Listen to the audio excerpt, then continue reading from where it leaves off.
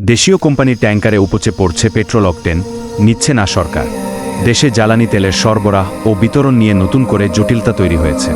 দেশীয় কোম্পানিগুলোর ট্যাঙ্কারে পেট্রোল ও অকটেন উপচে পড়লেও তা গ্রহণ করছে না সরকারি সংস্থা বাংলাদেশ পেট্রোলিয়াম কর্পোরেশন বিপিসি।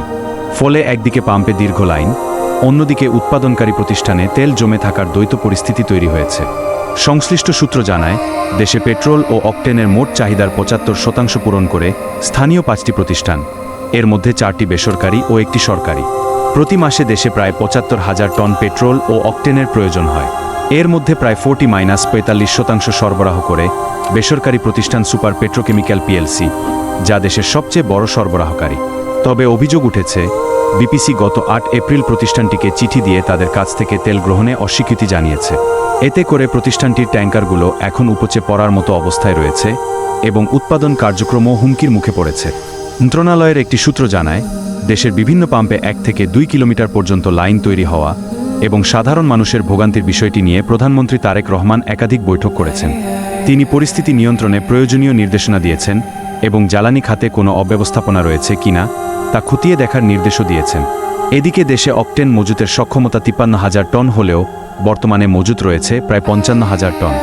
এর মধ্যেই ১০ এপ্রিল ৩৭,০০০ টন অকটেন নিয়ে একটি জাহাজ আসায় বিপিসি আরও চাপের মধ্যে পড়েছে বলে জানা গেছে। সুপার পেট্রোকেমিক্যালের প্রধান নির্বাহী কর্মকর্তা প্রণব কুমার সাহা ১৬ এপ্রিল বিপিসির চেয়ারম্যানকে পাঠানো এক চিঠিতে উদ্বেগ প্রকাশ করেন।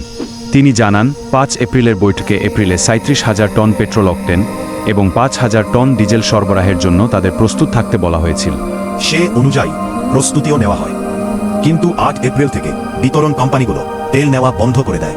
তিনি আরও বলেন, ফেব্রুয়ারিতে একটি জাহাজ আসার পরও বিপিসি প্রতিশ্রুতি অনুযায়ী তেল গ্রহণ করেনি, যার ফলে মার্চে উৎপাদন বন্ধ রাখতে হয়েছিল। ২০ এপ্রিল কাঁচামাল নিয়ে আরেকটি জাহাজ আসার কথা রয়েছে, কিন্তু ট্যাঙ্ক খালি না হলে উৎপাদন চালিয়ে যাওয়া কঠিন হবে। অন্যদিকে মেঘনা পেট্রোলিয়ামের ব্যবস্থাপনা পরিচালক শাহিরুল হাসান বলেন, অকটেন সংরক্ষণের আর জায়গা নেই, তাই বেসরকারি কোম্পানিগুলোর কাছ থেকে অল্প অল্প করে তেল নেওয়া হচ্ছে।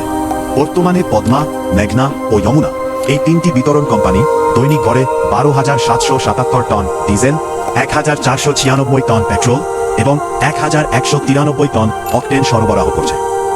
তবে ২৮ ফেব্রুয়ারি মধ্যপ্রাচ্যে যুদ্ধ শুরুর পর ৮ মার্চ থেকে সরকার তেল সরবরাহে রেশনিং চালু করে।